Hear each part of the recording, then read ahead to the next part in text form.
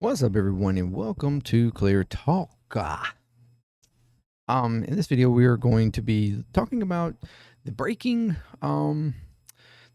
news is going out right now. The event that happened today in LA at the DHS press briefing with Kristi Noem and the Senator Padilla or something. I guess I say how you say that. It's a senator from U.S. senator from California, when he was forcefully removed from the press conference after attempting to ask a question, and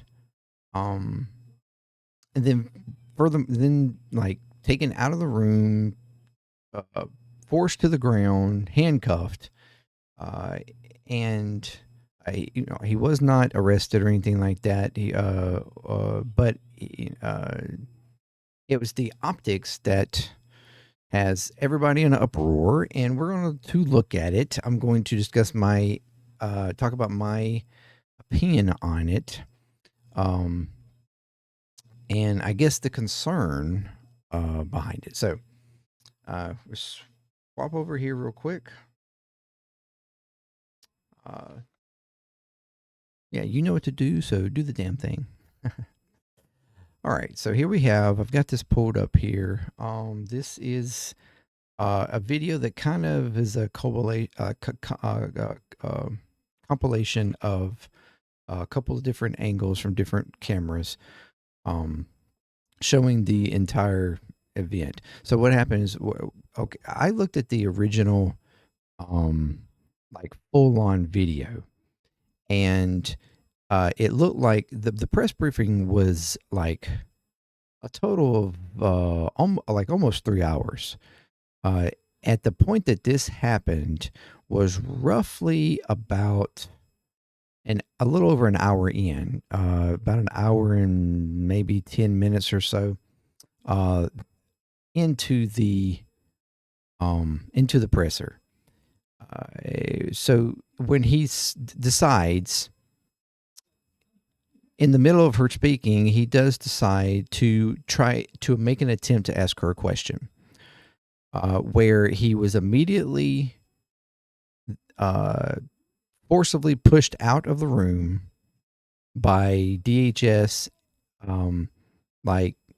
I guess security or some type of officials or something that were over where he was, and then pushed out of the room, and then officers then took over, forced him to the ground, handcuffed him, and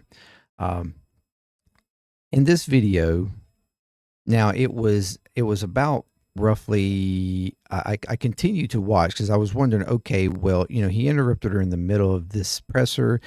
At what point? I'm assuming that they started taking questions at some point. So when did they start taking questions? They started taking questions roughly about 45 minutes after that. So, we're talking about an hour and 45 minutes worth of a presser before questions were even started to allow to be, asked. Okay. So, I'm going to go ahead and show the video, and then we'll talk about it afterwards. This is starting right when he it's kind of a rough cut. It's right after he started asking the question. So I think the first one or two words that he says is probably cut, but he's starting to ask the question, and then that's when he was started being pushed out. So, all right, here we go. So I want to say thank you to every single person that has been able to do this. Also, I want to talk specifically to the rioters and to the politicians in Los Angeles. A half a dozen violent criminals that you're rotating on your. I also want to talk about specifically how many of our ICE agents have been doxxed for doing their duty, how they have been targeted. The fact of the matter is, a half a dozen violent criminals that you're rotating on your. I also want to talk about specifically how many. Thank you. And embellishing, sir. Sir, hands up, hands up. I'm Senator Alex Padilla. I have questions for the secretary because the fact of the matter is a half a dozen violent criminals that you're rotating on your I also want to hands up. how many of our ICE agents have been docked. On the ground. On the ground. Hands behind your back. Hands behind your back. If you let my hands go ahead, put them behind my back. All right. Cool. One hand. Lay flat. Lay flat. Other hand, sir. Other hand.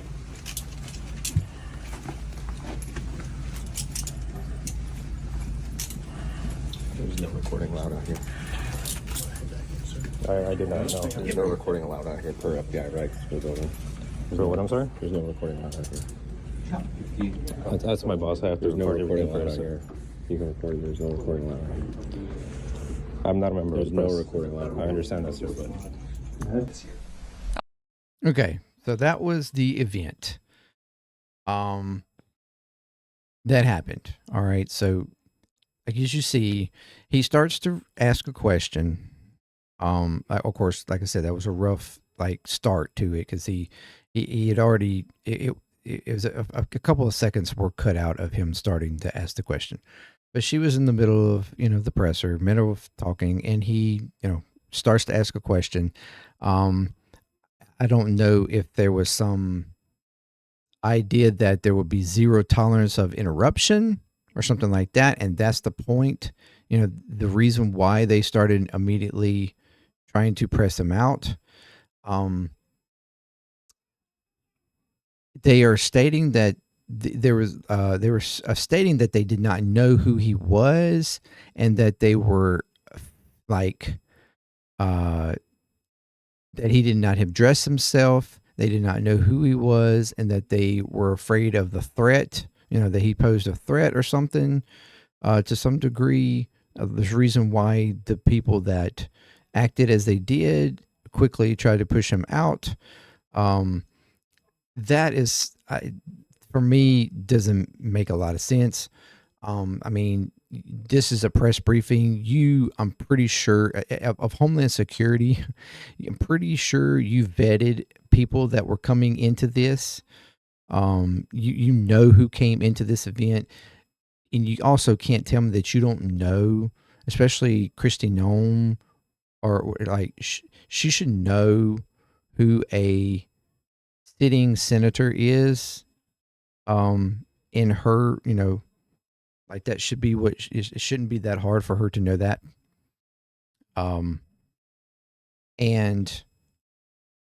for them to act like they didn't know who he was, and like I said, they claimed that he did not state. Now, when he first starts asking the question, he does not state his name, but once he starts being pressed out, he clearly then states who he is. I'm assuming and hoping that they realize, oh wow, this would be bad. We shouldn't be pushing out a senator, but they didn't seem to care.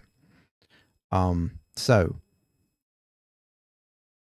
they're arguing that it was disrespectful. The way he was trying to interact was disrespectful by, I'm assuming, interrupting the presser. Now, yes, I can see the point of just automatically start trying to ask a question, when I can also assume that it was already dictated probably at some point that we would have questions.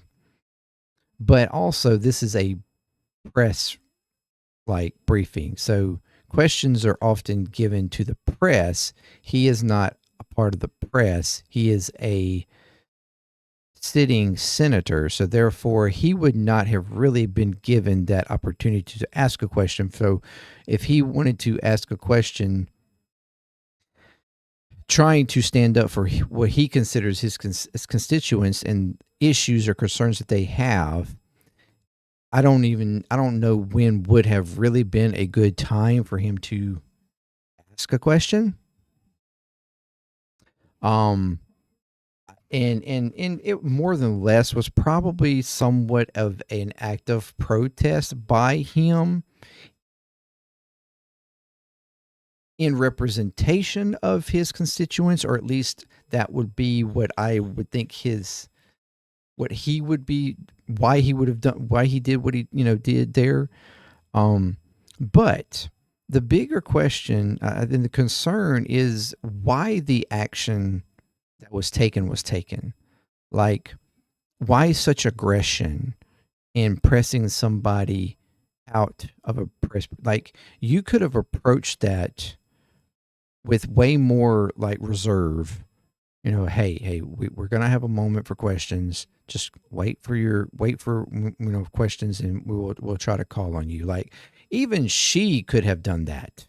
She could have even stopped them. It's not you cannot tell me she did not know who this was. I do not believe that for nothing. And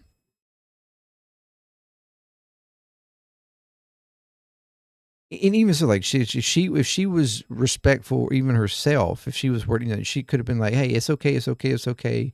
Look, he's got a question. But what I'm going to do is ask that you just hold your question until the appropriate time, and then we will address it." Like, there's steps that could have been taken before getting so aggressive, and that's the issue. It's like there seems to be this automatic,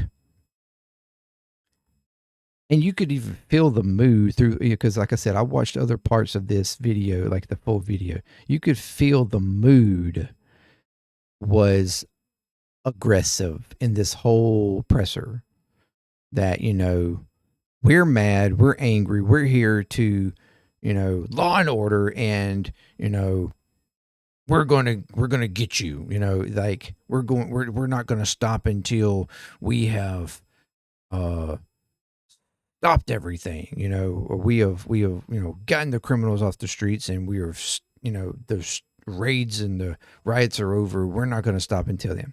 It was very it had this very aggressive mood throughout most of the presser, or at least all the parts that I kind of skimmed through. So it's like this automatic idea that we're in a zero tolerance kind of thing. We're not going to allow you to dissent at us.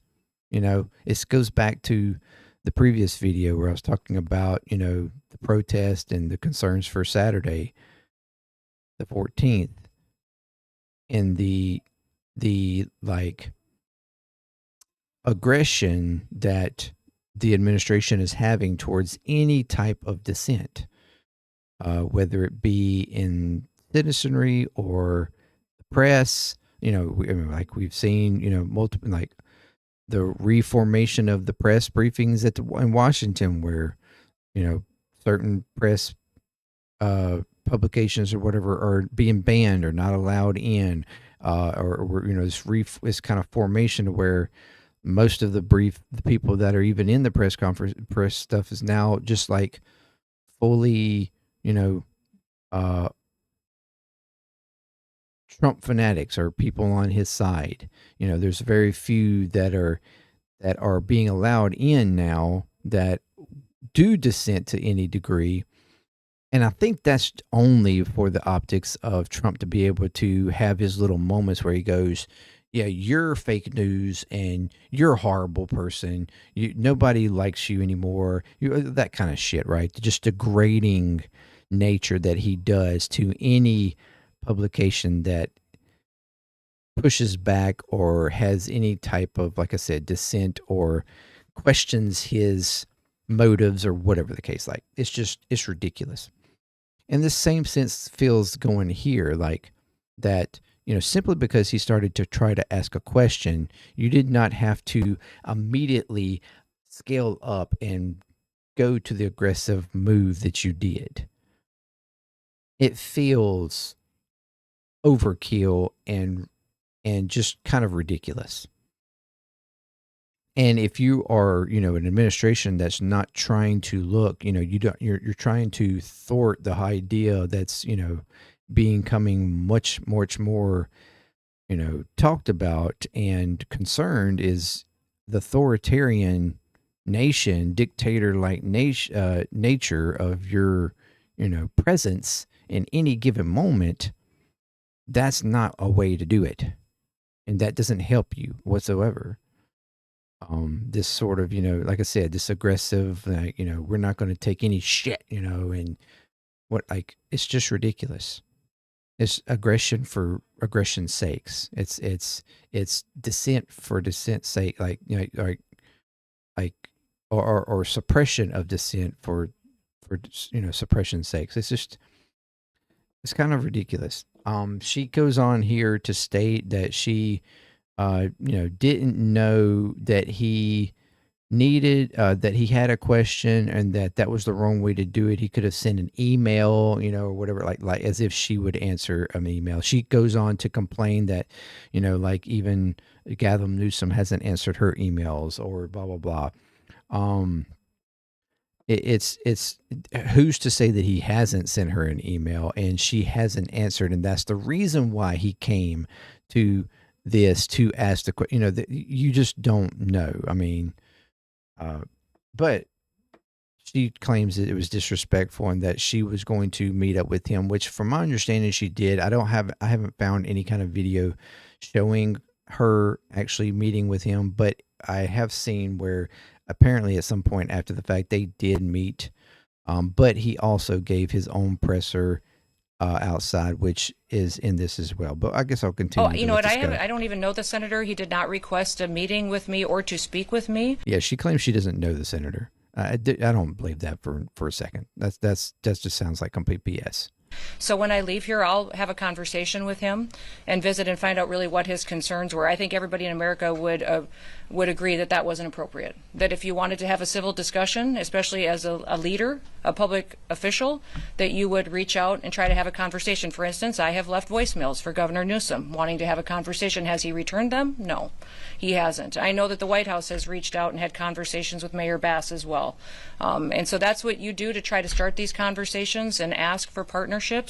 Unfortunately, we haven't met that in this area. I'll visit with the senator and find out really what his concerns are and what we can do.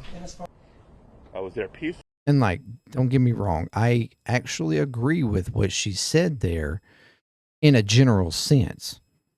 But she, claiming that she doesn't know him, I don't believe that. Secondly, like I said, we don't know that he hasn't tried to attempt to contact her or anyone else in the administration to ask, concerns or bring up concerns or whatever. Who knows? And she hasn't answered. Who knows? But nevertheless, he was there to ask a question. He maybe, decided to ask it at the wrong time, but nevertheless, the action that was taken just seemed, again, overkill. At one point, I had a question, and so I began to ask a question. I was almost immediately forcibly removed from the room. I was forced to the ground, and I was handcuffed. I was not arrested. I mean, for fuck's sakes, does this guy look like he would be dangerous? I mean, that's what I was thinking of me. Like, really? You considered him a threat? I don't know. I was not detained. I will say this. If this is how this administration responds to a senator with a question, if this is how the Department of Homeland Security responds to a senator with a question, you can only imagine what they're doing to farm workers, to cooks, to day laborers out in the Los Angeles community and throughout California and throughout the country. We will hold this administration accountable. Yeah, so like I said, I think it was overly aggressive and unnecessary. You can't sit there and act like you didn't know who he was or that he was there or anything like that. Like I said, you just clearly this type of situation would have been, like I said, you know, everybody checked in, you know the presence of everybody in that room, okay? And you've already cleared them to be in that room. So to act like there is some sort of a threat out of anybody in that room is complete BS. Otherwise, you as Homeland Security haven't done a damn good job, whatsoever, of vetting people coming into your damn presser. So that's just whole BS. Now, like I said, you could have the discussion, and I could see and understand, the argument that it may have been disrespectful to just start asking a question in the middle of her talking. Fine. But the way that they went about from there, the reaction, forcibly pushing him, moving him, forcing him back, getting him through the door, it was just unnecessary. They could have simply approached him. Hey, look. No questions right now. Hold them. We will have a part of questioning later after they're done. Just hold your questions. Be respectful. If that's what you think that was, be respectful and whatever. And I mean, and then if he continued, then okay, look, if you're not going to adhere to our request, then we're going to have to remove you, right? Simple. And then if you continued again, okay, you're not listening, you're not complying. We need to remove you. Like, there are steps that can be taken that would be much more respectful than just immediately pushing him out. And then again, even after you got him out, then you had FBI and officers force him to the ground and handcuff. Like, that was just really overkill. You could have just pushed him out of the room and they could have then just like take over. Hey, we're going to escort you out. Okay. We're going to go, he's a fucking, now I'm about to address another part of this too, but they know that he's a senator. They know he is. Okay. Now, the only other issue I have out of this is kind of this, what almost feels like is being played by maybe not necessarily him, but by other Democratic senators and other Democratic representatives in Congress that have apparently talked about this, and that kind of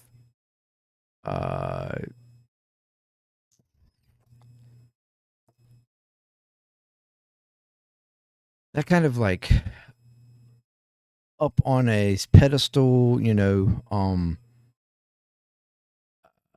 privilege that a senator acts like they have, that, if I'm done like this, then, how dare you, touch me. He did not come across this way, but it does have this weird feeling because of some responses afterwards that they're playing that, and that is like a major issue with the Democratic Party, particularly thinking that they are on high horses or whatever. That in itself is a whole nother discussion. Like I said, I don't think that this guy acted that way in the way he was trying to address the situation in the moment, or even in the briefing afterwards. I don't really feel that didn't come off to me like the, how dare you touch me. It didn't come off like that. It was more just like a concern that, hey, they know who I am, and they did this to me. Just imagine what they would do to someone who they would perceive as not important. they would perceive me as at least of somewhat importance because I'm a senator, but consider what they would think of somebody who they don't think is important. And that's the kind of way he kind of come off of there to me. So, like I said, it was aggressive.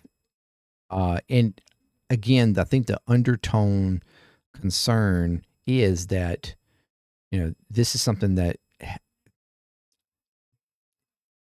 has not really happened before, or, and like, in what it says going forward, the concern of the administration and people within the administration, and like, moments that they have press conferences, other things that are going on, potential protests, the dissent question and concern of how they will address that dissent,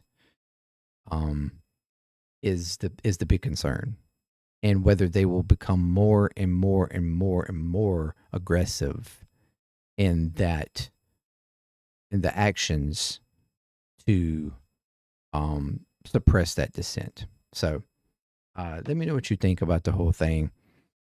You got some people going off the wire off the up the wall and everything about it. Like I said, I can understand. It was bad timing. It was bad timing, no doubt. But also, it was a bit much from the other side. It was a bit much. It was just like ridiculously a bit much. Anyway, so let me know what you think, and the comments about the whole thing, and the concern, like, undertone of how things are going to go and progress going further, even into like concerns, like I said, talked about earlier, about Saturday, the No Kings protest, or any protest going forward, or any kind of dissent going forward, from any